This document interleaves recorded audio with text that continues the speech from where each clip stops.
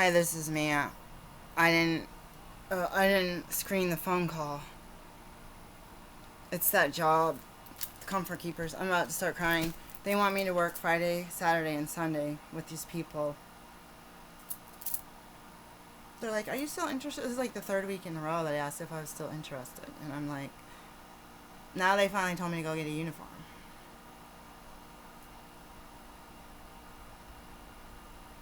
$12 an hour.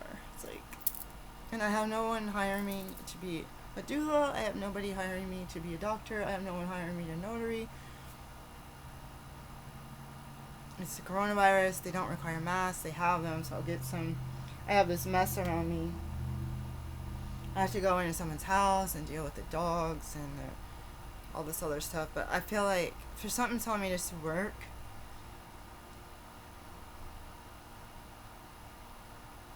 Something's telling me to work. I don't know why. Let me close this other video and see what happens. Duplicate. Okay, that's why. I hate $12 an hour. It's like every job, it's like my income goes lower and freaking lower and lower and lower.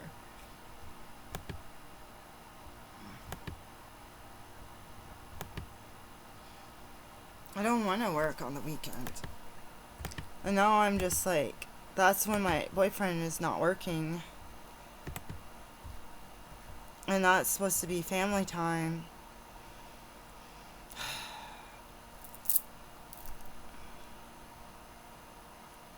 I feel like, to tell you the truth, I feel like it might do me some good to get out of the house. But I'm just getting into like trying to do my clinic, and I was going to meeting on Sundays, which I can't even do anyways. There is a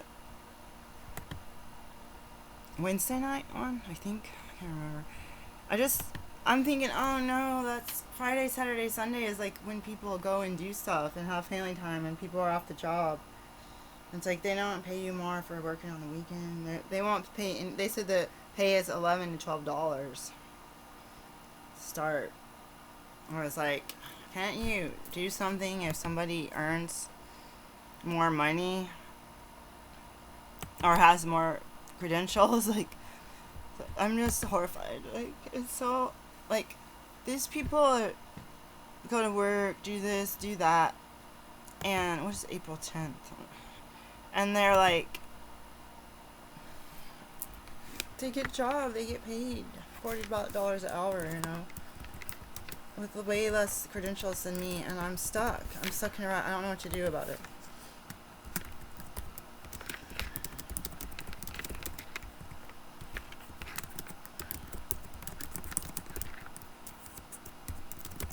So I don't remember the video content right now. We'll update later if I figure that. If and when. So what I've been doing on the weekends anyways, the one good thing about that is my partner's not, he's usually sleeping and I'm sitting here quietly and I will have the car to myself. That's the one good thing about it. Getting income is another one good thing about it. I need to take a canceled check or voided check. I have one check left. No, I have two. I have one check left. So that means, let's see if I have a void. Maybe I wrote another void. Oh, I have two left. I have a whole book, and I'm sure I left all the other ones in Portland. So, this has the wrong address. Trying to think where my other checkbook is. It might be in my medical, I have no idea where it is. So, I am not sure if I can do laundry today. So let's go back to the story. I was at this lady's house. So she had her kid taken away. That teenager, that adolescent child, she was living with an abusive boyfriend. She had her kid taken away, and she had someone call the authorities about the family. And the authorities came in and saw that there was drugs or whatever conditions, and the child was put in child foster care, child welfare, foster care. She had I feel like people were, they always would say, "Are you involved with DHS in Oregon?" I think it's how they stated it back in the old. I feel like washing my hair now. Are you involved with DHS? Because I never was, which people are like shocked. I was like, I turned my freaking self in.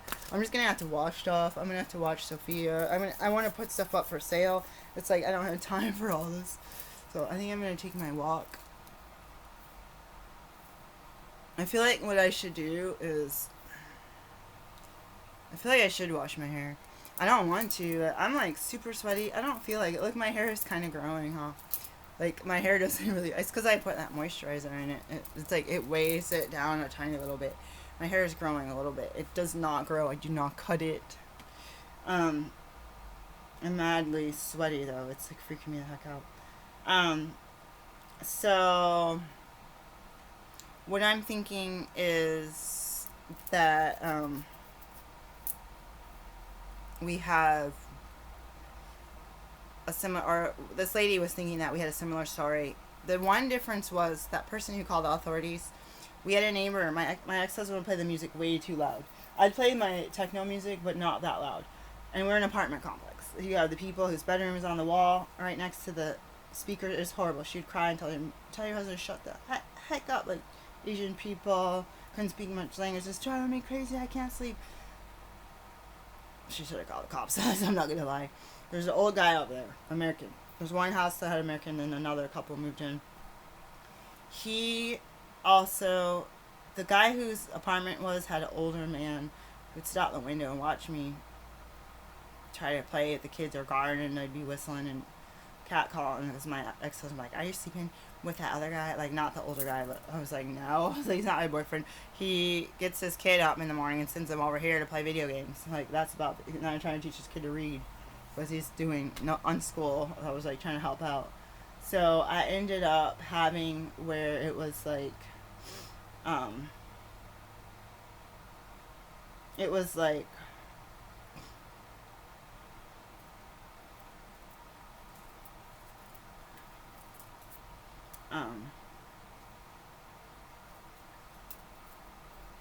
his place kept changing. Like, how about this client? How about this client? I was kind of like, I said I'm willing to work. Show me, send some paperwork. I never sent anything. I never sent anything back. It was only like, would you hire this person? Like that kind of paperwork. I should send something to my old boss. Anyways, it's like, I had where I was like,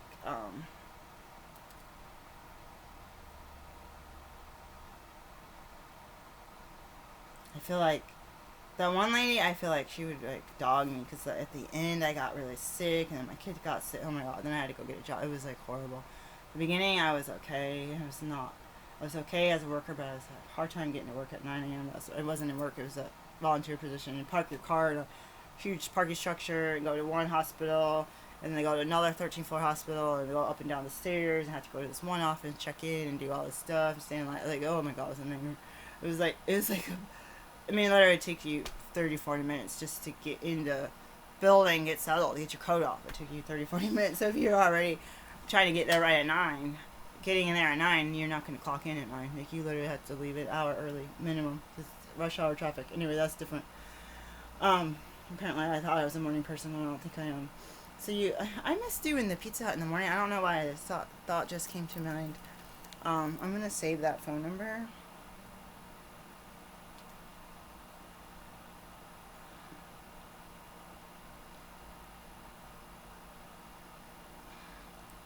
Maybe that will combat some of the depression or feeling locked in.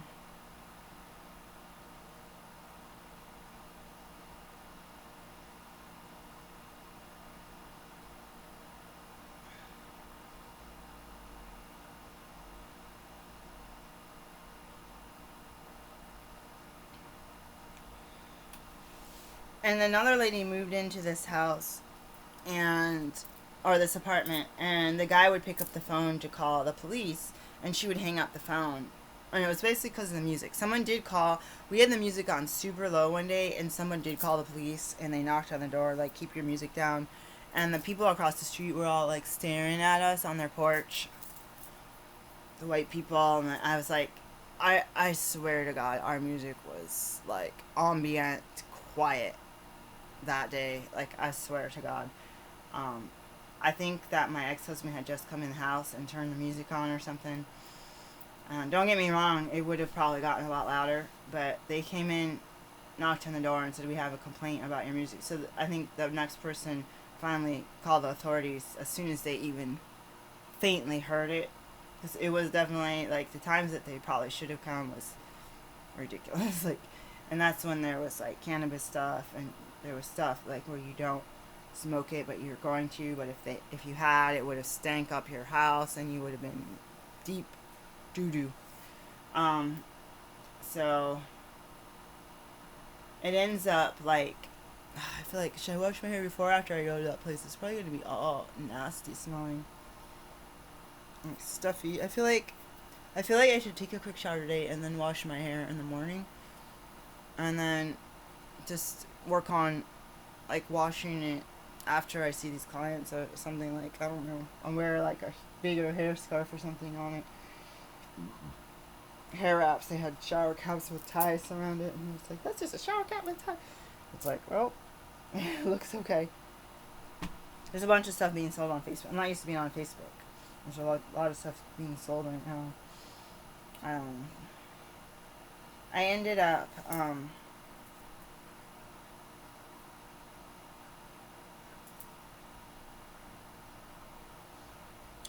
not having them call those other people. I don't know who called that other time. And so the lady kept hanging up, and he tried to call multiple times. I feel bad for all those people. I told my ex-husband to shut the music down. He was not going to do it. So what am I supposed to do, you know? What am I supposed to do? And I called the number that the lady called, and it led me to getting a phone number. I have to delete these videos. Getting a phone number for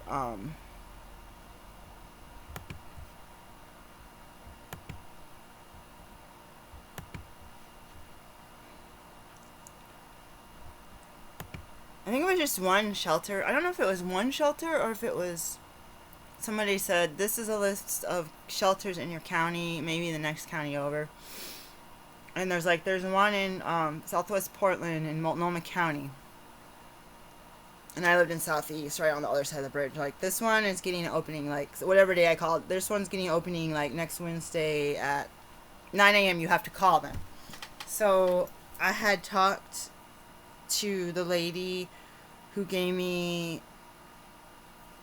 who was my sponsor, and I remember again, I wasn't letting, because of the dangerous people in the house, I was not letting my kids sleep in their room alone. They had one room, they had a regular bed, my old bed from when I was a kid, and the beauty rest, it was like golden. I was like, ooh, golden. Oh, it had like fake gold on it that turned green too. And they had another toddler bed that my ex got from work for my son, because he had been sleeping on a sleeping bag with me. So they got that bed. We had been sleeping like animals pretty much. You got that bed, the other bed, and then because me and my ex were sleeping on the sleeping bags with the baby. And my dad brought my futon that I got, the Cotton Cloud, I believe, I got it from West Virginia, which is interesting. I think it was the Cotton Cloud. It's interesting because Cotton Cloud is sold in Portland, made in Portland, I believe. I don't know if they actually make it there, but it's their distribution center, their warehouse, their company is housed in Portland, Oregon. So it's like full circle. That bed made it. I gotta wash my hair ties. It's filthy. They're filthy. I say only one, so I said it's. Everything is falling. The gravity is heavy today. And we got the phone. The kids were getting ready to go to sleep. I shut the door. I talked to this lady. I think I told her, this shelter's got an opening on such and such day, blah, blah, blah, blah, blah. She goes, okay, make sure you call. And I ended up calling the number.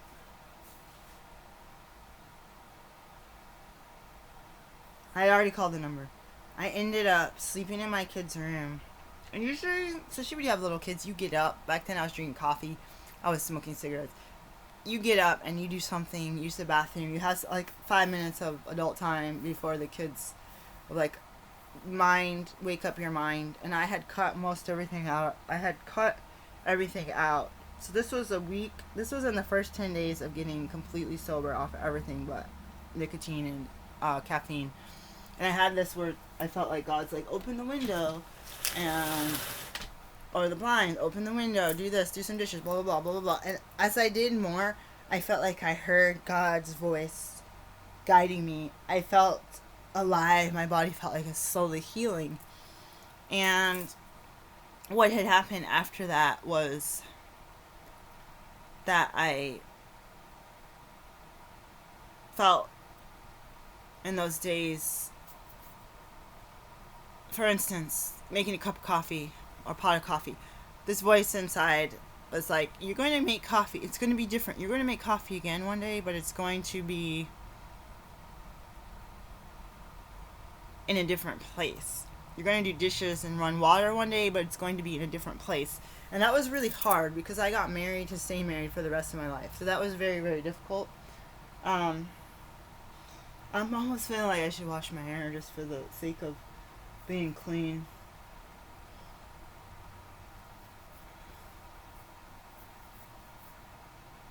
I'll just do it. Ever think like you keep thinking something and you're not wanting to do it? So I ended up not waking up for the first time like ever since I had kids. I just slept past 9, and I think it was 9:30, 10 o'clock.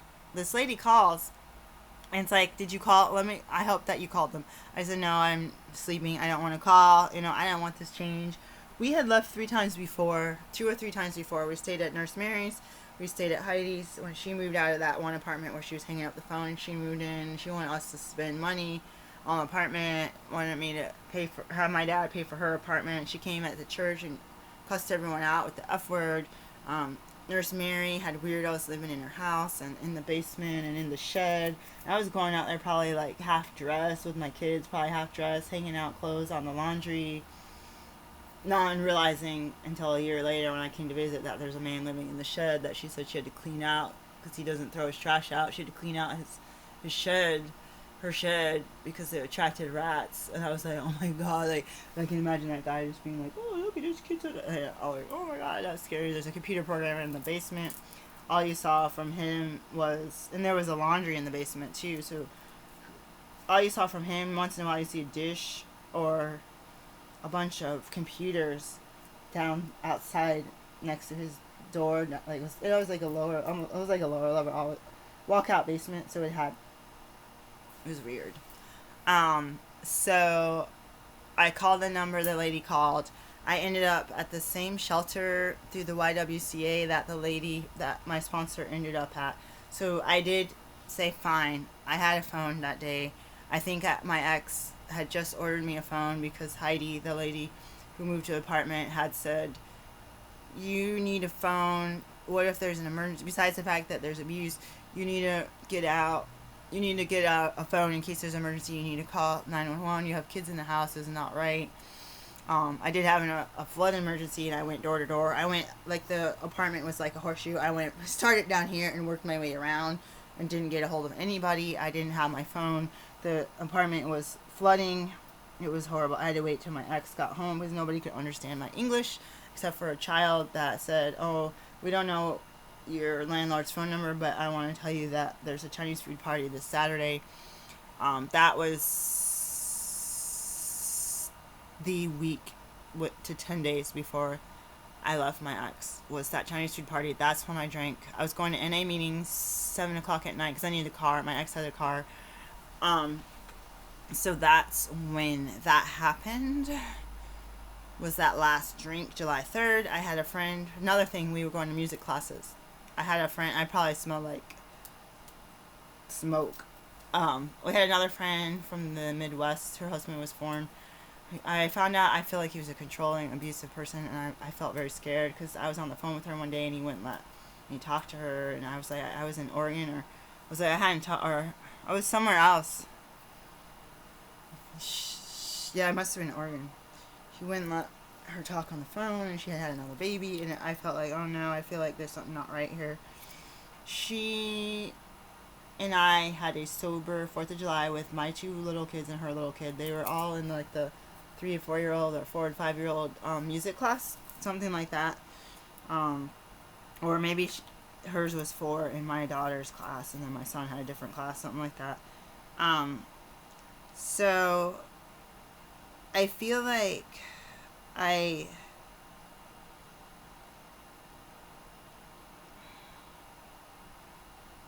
she said 10 to 11. I said 10:30.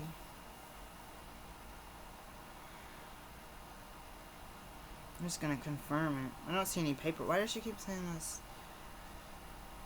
I'm just gonna confirm it. 10 to 11.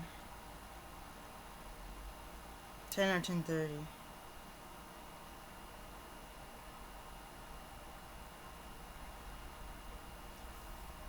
You know what? I'm just gonna.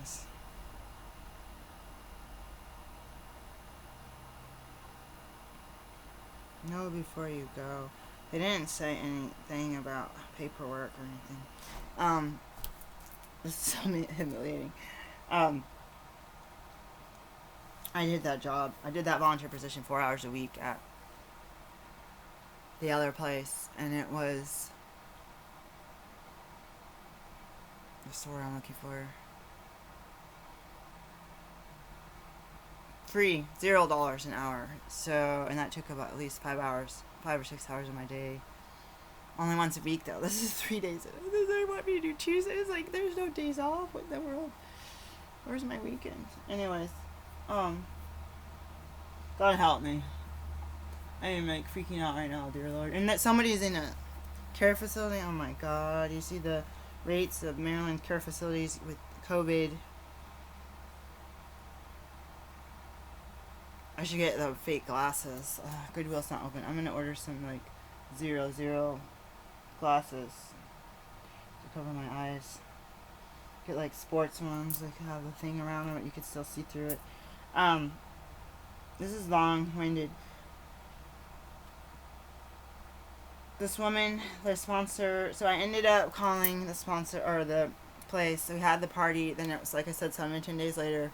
I was going to meetings about once a week. Probably twice a week. I remember Tuesday nights, Friday nights. I was going twice a week. Then I started being more afraid to leave my kids at home when I actually got sober. So I was taking my kids to the meetings. That was hard. There's daycare. There was daycare at the Tuesday one.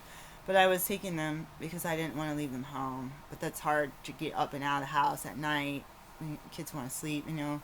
But I wanted to just keep me and them safe.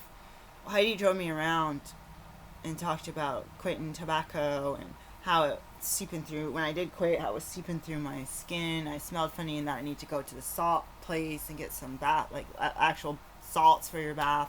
And it was like a huge store with like a boutique with like multiple rooms. Like it was very, very big. It was crowded.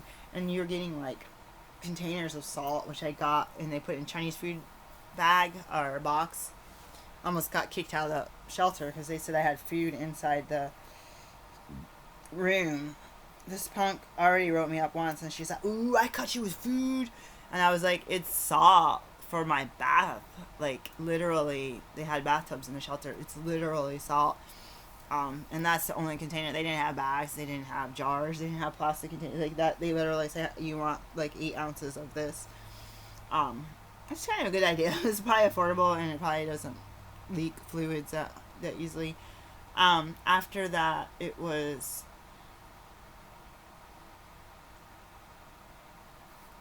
I should text my boyfriend. I don't want to make him. I feel like he's gonna be mad if he's home Saturday and Sunday and I'm not. He needs time alone. How is that? He needs time alone. But we wouldn't have any whole day alone with each other. But we're not doing. We're just watching TV and sleeping. Like I don't know if that's rude. Like we don't even have a table set at. Actually, we could sit at that table. Maybe I should organize that and say let's sit at the table. We're supposed to do something together every day, and I'm supposed to do something for myself every day. We're not doing it. We're not even taking walks. Don't take it for granted what you have. So we were taking walks every day together, and now I've like 6 out of 7 days, 7 out of 7 days I've been going by myself. She told me to call Central City Concern because I was in a homeless shelter, my sponsor, and to call them to get on a wait list. So if you're recovering and you're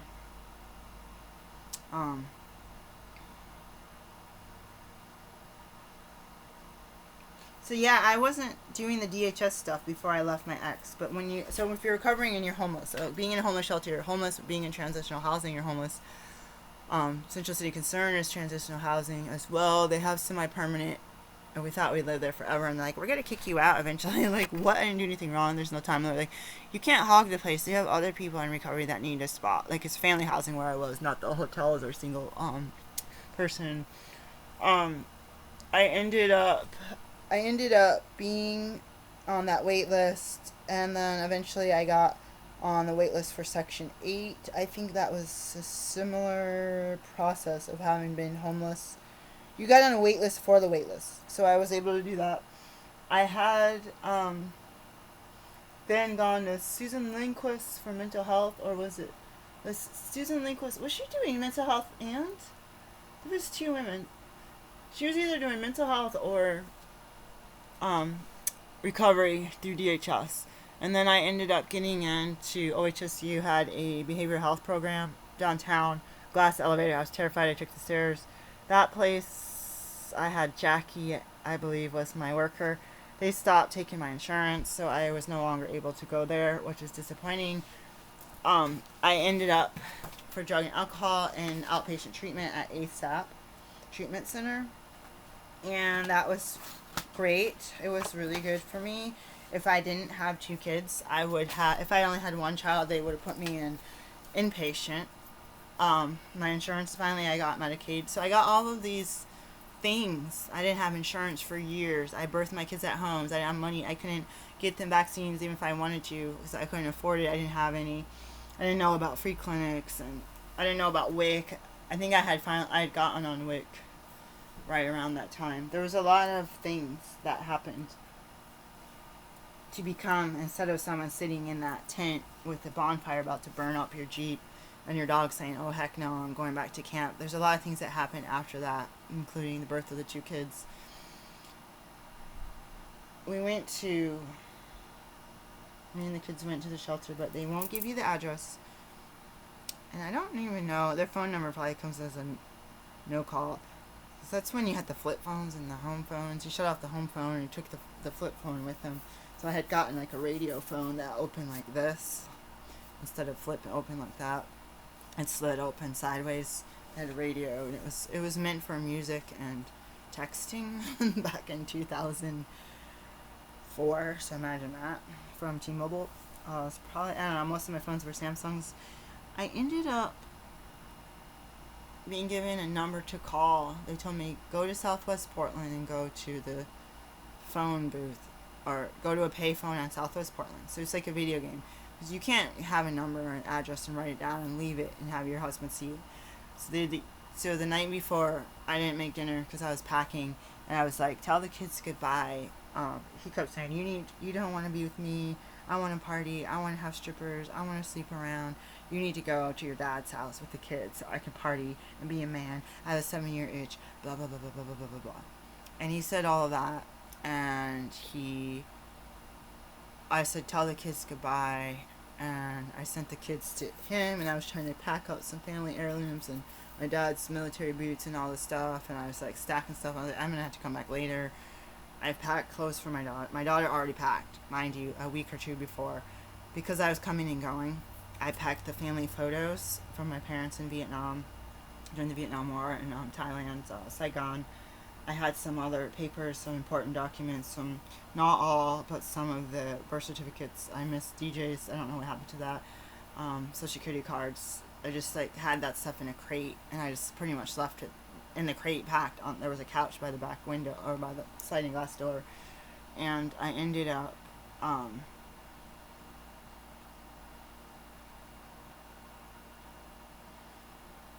not making dinner, which was really rare at that stage of my life. There was times where it was just hot dogs and something, and it was like lame. So this time I said, I promise I'll make you hamburgers tomorrow. My friend had made us spaghetti. Shannon, she was caregiving for her mom. She made spaghetti. She was vegetarian. The first vegetarian was like, vegetarian spaghetti? That's weird. Vegetarian cookies, I guess that's normal. And we took that stuff to the shelter. I think the spaghetti got moldy or something. It's like, you're overwhelmed. I'm overwhelmed all the time. So I was forced to go to DHS and get on welfare, and then going to DHS put me in treatment, counseling, treatment 5 days a week, kids in Head Start, babysitter for after preschool. Or actually, my daughter was in kindergarten. I went to homeschool my kids, and I was forced to get a job. I wasn't allowed to go back to school to be a doctor. I had to get a job, get daycare, get my kids in a public school. And if you didn't, they said if you don't do what we say in a week, you'll be kicked out. Actually, that was after the shelter. Before the shelter, during the shelter, they had a whole bunch of strict rules about curfews and you want to go to your meetings, but you can only go through a certain time. You can only eat a certain time, wash clothes a certain time. You have to do these chores. If you're inside the house, you go sit around all day. If you're outside the house, you got to be gone, riding the bus, riding all over downtown with your kids, and come back and try to eat before they lock the kitchen door. You have to put your kids in the bath, put your kids in the. My son had reverted back to diapers. Put your kids in the bed. Then they come and do an inspection. So your kids are supposed to be in bed. They come and inspect your house. My counselor's like, you don't have a lot of space. You don't have any closet. Just shove everything under the bed. You won't get in trouble for that. So that's what I got. I was like, what? You can hide? You can put someone in the bed? Like I never did that one.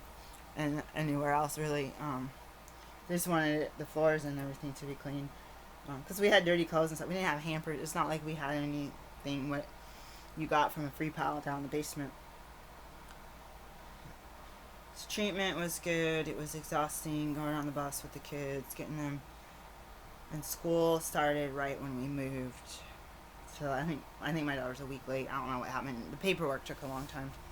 And I was proactive. I was always at the highest level when I started a housing program.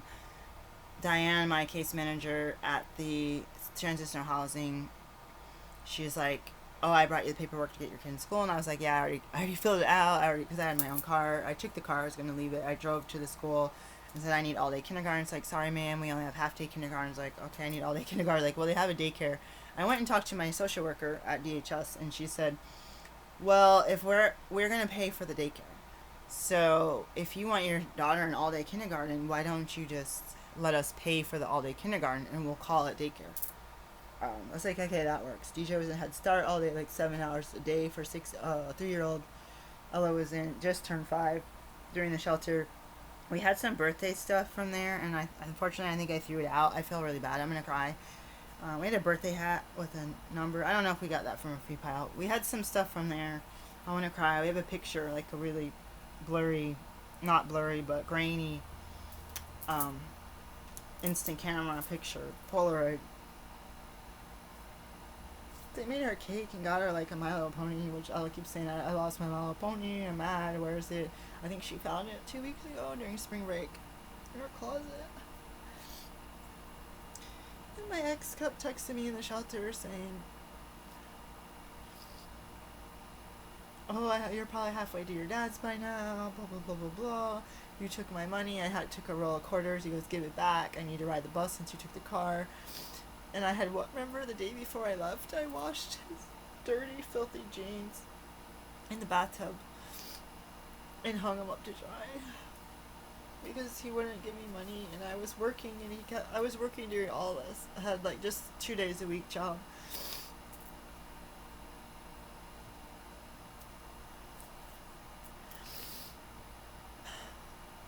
And he harassed me, and you're not allowed to talk to anybody. Your abuser on this. I kept telling this other lady, Holly, was our case manager at Sunrise Way. She goes, stop calling him your abuser. Just call him something else, your ex or your kid's dad. How about that? Like, my abuser all the time sounds crazy. And I was like, I guess you're right. Because in church, you kind of learn, like, people say, oh, my diabetes or my heart disease. They're like, no, don't own it. Like, that's the devil. Like, there's like different ways to look at how you say things with your tongue. Because some things are permanent if you own them, and some things are temporary. And you can speak positive. My job, where I make $150 an hour, my eBay store, where I send out stacks of packages every day, I have to own it, So I ended up taking the kids to meetings, going to treatment on the bus, borrowing a 2-baby stroller from the shelter.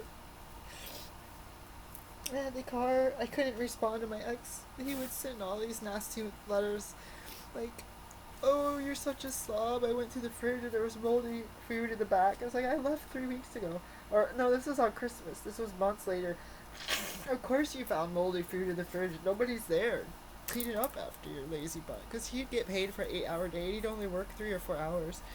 And some people had holidays. He worked for a thrift store during the truck. So as fast as he could do his route in a neighborhood and get around, get back to the store. Sometimes he had to go back out and pick up stuff and go back to the store, unload it. He could go home, whether it took him an hour or the whole 8 hours, you know. And so he'd be home sometimes by 12. And just kick back and put his feet up, do porn, watch The Simpsons, play video games. And we had this TV, we played this Star Wars. I forget which one it was. Not N64. That's the next. Not Super Nintendo. What's the one after N64? It has a disc. I never had that one again after that. Anyways, different story.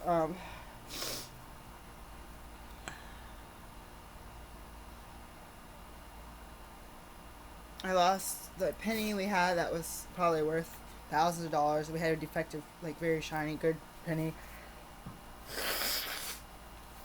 I lost my solid gold ring that I got when I was born. I lost a necklace that was also gold with like some kind of porcelain or something, an eye looking, flower looking thing. I lost like every picture of my grandma, my grandmother, and I had one picture of my grandma I somehow I got, I don't know how. So I left everything. I had pictures on the wall. We just had to leave, and we came back with a police escort twice. So in Oregon, in Portland, you can call for a police escort. I had some people from NA who were supposed to give me a truck, bring me a truck, and they were supposed to help us. They reneged the first day. We had the pastor and somebody else. I tried to get a hold of this woman. She ignored the phone calls. Didn't say yes or no. That's the same lady, Shannon. She just totally bailed. It just freaked me the heck out. It's like, this is a program of honesty, like open-mindedness, but it is also a program for people that didn't know how to live. My partner thinks I don't need meetings, that I need to figure out on my own how to be in recovery, but he doesn't understand. And I feel like they say, the disease of addiction gets stronger. It's a progressive disease. So if you restart after 20 years sober drinking, you don't start like you're a little kid and spit it out. Like maybe it'll be like, ugh. But you're not gonna start with a low tolerance. You're gonna start at your tolerance, and you're gonna rapidly get an even higher tolerance and thirstier for the substance. And that's what you hear, and you hear that. Why? Because it's a reminder. Why? The newcomers remind us, or the relapse people remind us of what it's like. And the other people that have been around remind us what worked for them. Sitting in that chair worked for them, doing the steps, working with the sponsor, reading the book, having a higher power. The one big thing is desire to stop and to have support groups for some of us. I switched over to the Buddhist meditation, and there's controversy there, but I cannot access it here. It's very difficult. I could probably find a meeting right now. We went to the shelter. We called all the numbers. We had food stamps. We had welfare, $400 something a month. We had Medicaid. We weren't allowed to decline it. You had to accept it. I couldn't ask for child support because I had safety issues with him knowing my address. Let me tell my boyfriend. And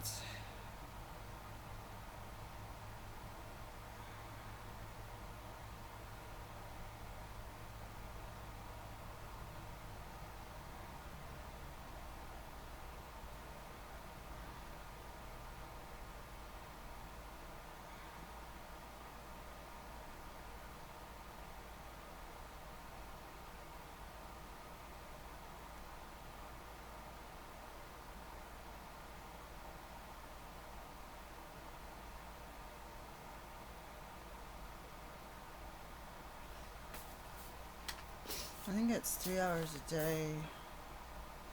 11, 12, 1. No, 11 to 12. 11 a.m. to 12. 12 to 1. Yeah, that's 3 hours. 11, 12, 1. 11 to 12, 12 to 1, 1 to 2. That's 3 hours. 11 to 12, 12 to 1. Oh, that's 2, so I'd get paid more on the weekend.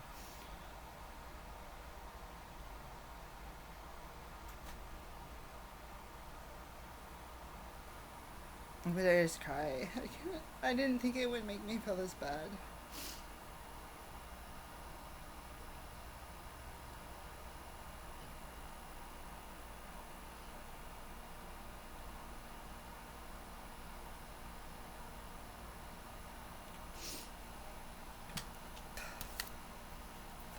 Sometimes I keep telling my counselor every single week that I need to deal with my past because I stuffed it all and it's making my present just a worse mess. I feel anxious very frequently. The level of anxiety goes up and down, and it's like it just comes out of nowhere.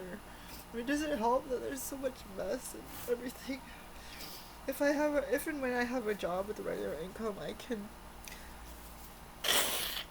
be easier to go and get housing and stuff like that. Um, they want to add a Friday and a Tuesday on.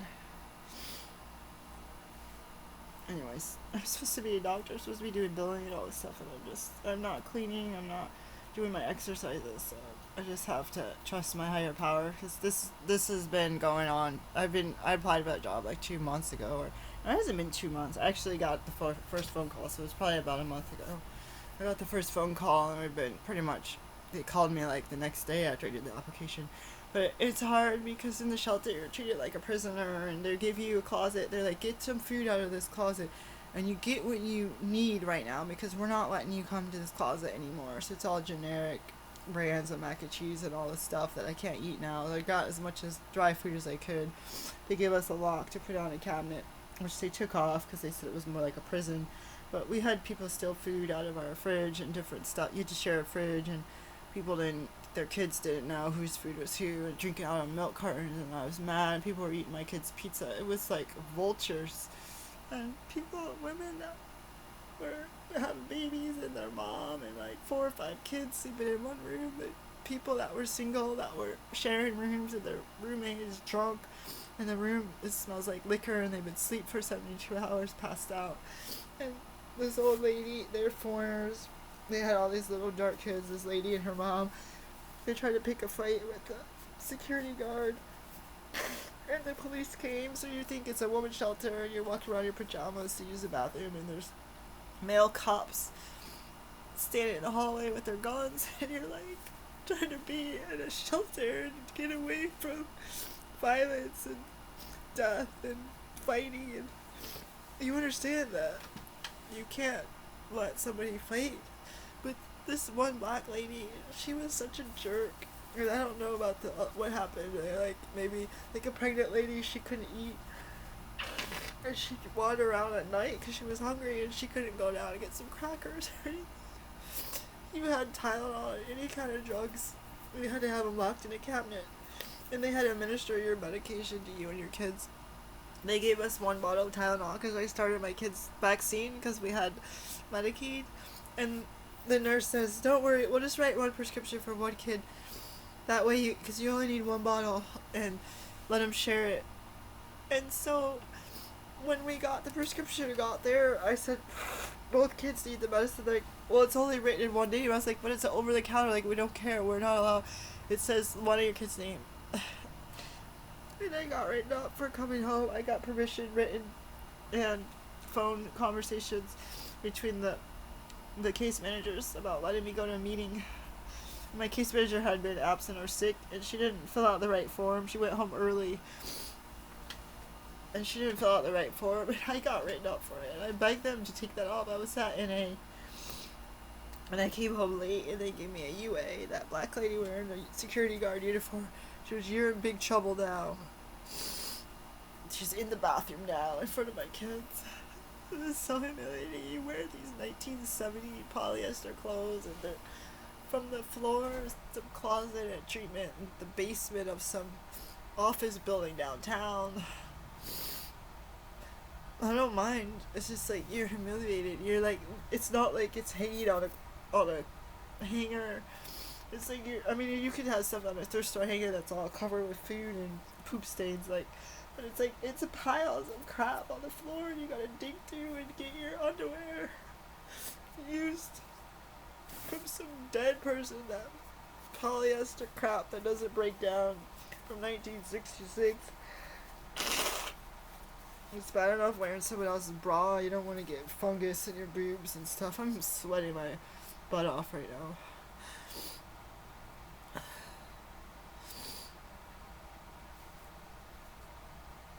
But what it got me was it got my kids in a place where I was a welfare lady. I got married to stay married. I was married for 10 years. I was forced to get on welfare. I didn't even know what it was. I never heard of it. I only heard of food stamps because we couldn't get a job just like now. It took forever to get a job. And West Virginia, my dad's like, I'm not going to help you get food. You need to get on food stamps. I was like, what the heck is that? So our necessity. I mean, if there was no children, I would have just starved to death, you know. What it got us was it got us some food. It got us vaccines. It got us dental care. Me and my son had very infected teeth. I had very bad teeth. We both could have died and abandoned my daughter. It got us 12-step meetings. It got me counseling. And these people are cut out of your life. So you don't have any certainty. The only certainty we had was me, Ella, and DJ. And our raggedy old cars that always broke down. That was the only constant. So I tried to tell myself, put the kids in the school no matter where you move. And I moved 6 months. 6 months later, I tried to put my daughter in half kindergarten, half first grade. They wouldn't allow me to do it because they said other parents would be jealous. I said, my kid is too smart. The teacher wrote a letter. There's no way that she can handle being in a really ignorant kindergarten class. She cried and refused to go to preschool because they were ignorant kids. What are they doing? Playing and making boogers out of their nose? I don't know. So it got us food, it got us vaccines, it got us dental care, it got us a roof over our head. And all those people that come in and out of my life that first year, I won't ever forget them. From Martha, she was a little heavyset. She was like skinny last time I saw her. She retired. She called me once, I think, or I called her. Like, I can talk to you this time, but I'm not going to be allowed to talk to you again. And we had strangers come and bring us expired coffee and donuts. And it made our day, because we were trash. We had somebody that beat us in front of our kids. They just changed the law that if you have kids in the house during a beating, that even if the woman or whoever the spouse's partner is getting hurt, even if that person's like, I'm going to call the shelter and leave, they take the kids anyway after that to foster care to evaluate the home. So not only you're getting beaten by somebody calls the police. Now the kids are put in the back of the cop car and the social worker's car and taken to foster care. Like, rip the whole family. Like, they don't take the mom and the kids together.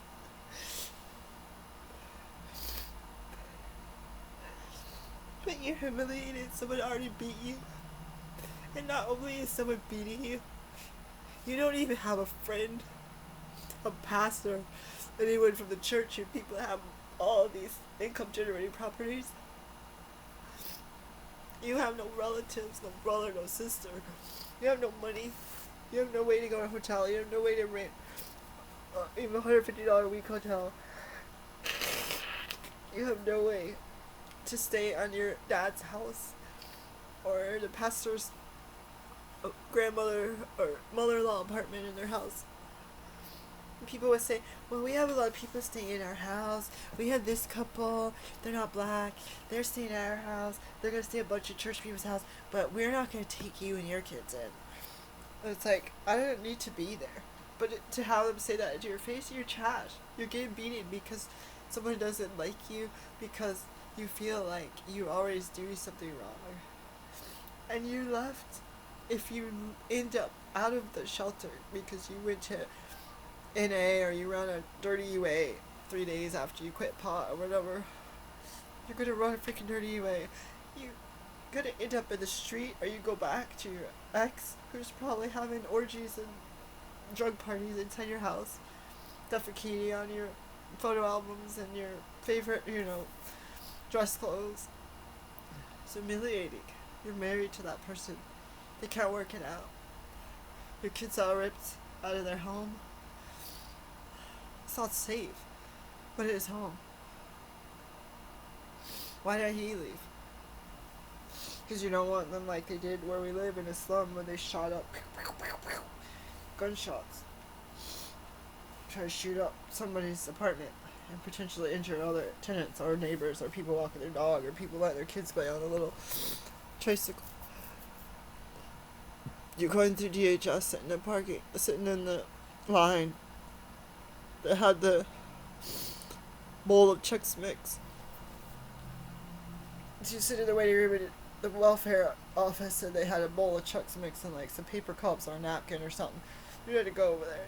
Like, because you're not eating, because you don't have any food, you gotta reach into a bowl where everybody else is reaching in a bowl, and you're like really happy that they have it. Because you're hungry, nobody cares. Your dad's got luxury cars, your relatives have gated community houses, they can't even send you $10 PayPal. When you just feel like you're sitting in a shelter with more rules than a prison. And they're not to keep you safe.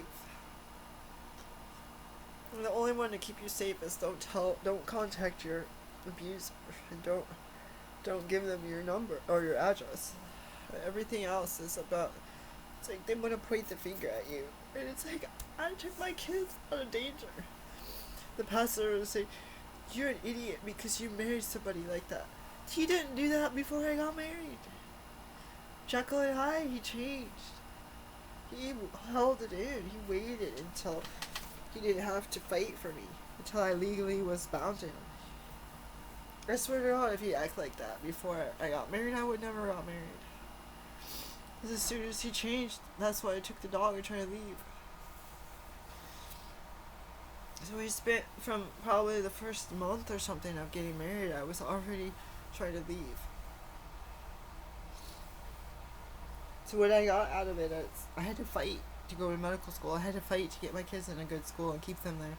I had to fight to keep food in their stomachs, to go to the food pantry and fight Middle or Eastern Europeans over rotten limes that somebody found in the bottom of a box. And they're all dressed up and wearing hair coverings, wearing suits and ties and felt hats, and they're all like fighting over these limes. They're like, wait, this lady had this raggedy red hat. This lady just got here. You guys have been in line 6 times. Do you want these limes? No, thank you, sir.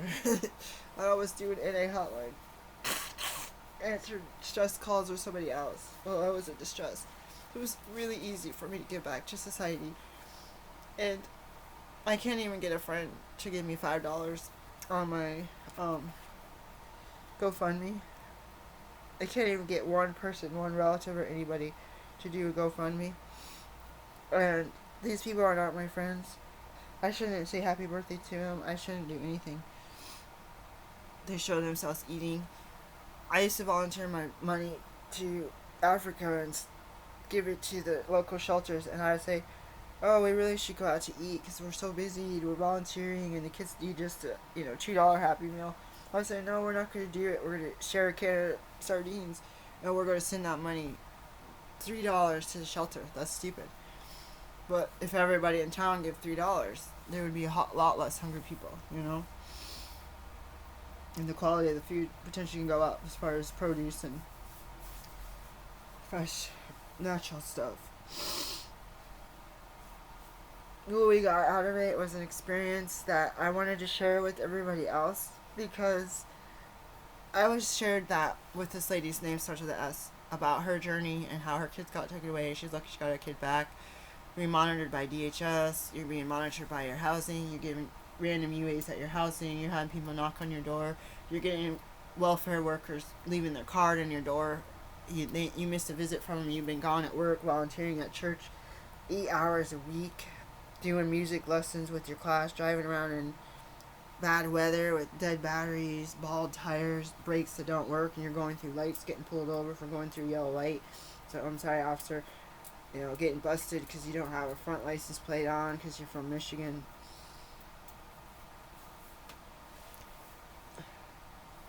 What do I have to show for it? I have a lot of debt. I have a lot of people not wanting to help me with what they get paid to do. Counselors get paid to help you with trauma, and they want you to do something now. They try to tell you to throw away your clinic. Sir, I am getting a whole bunch of money from my clinic. And you try to keep telling me to get a job, and it's like every week I have to tell you that there's no jobs. It's going to be a split or a rent situation where I am going to recruit my own clients and this and this and this and this. It's like I just don't get it. You know, I just don't get. So my goal, I'm gonna make it my number one goal today.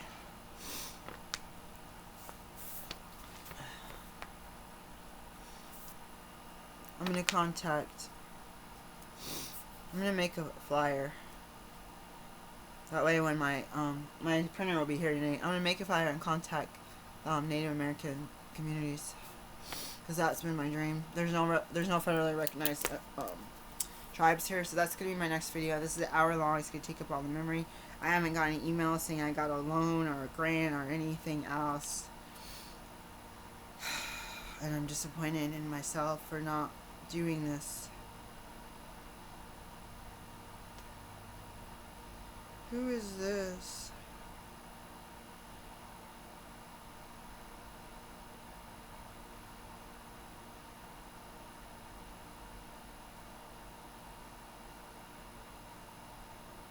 Someone else is offering me a job.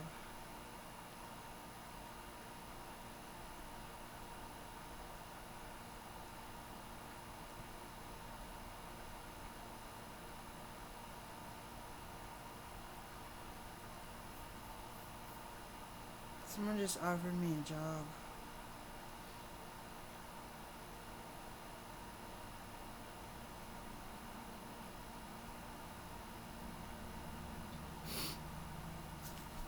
I feel like I can't handle it. And our house is trash, and I'm sitting here, and my boyfriend's gonna come home and think I'm doing nothing, and I'm just making a video. If it makes me cry this much, I feel safe.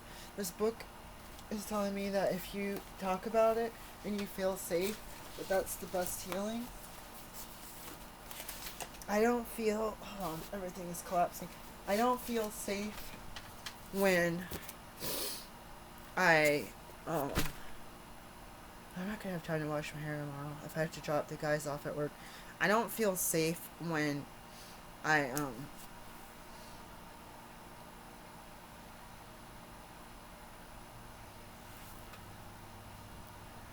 don't feel safe when I'm what's the word I'm looking for?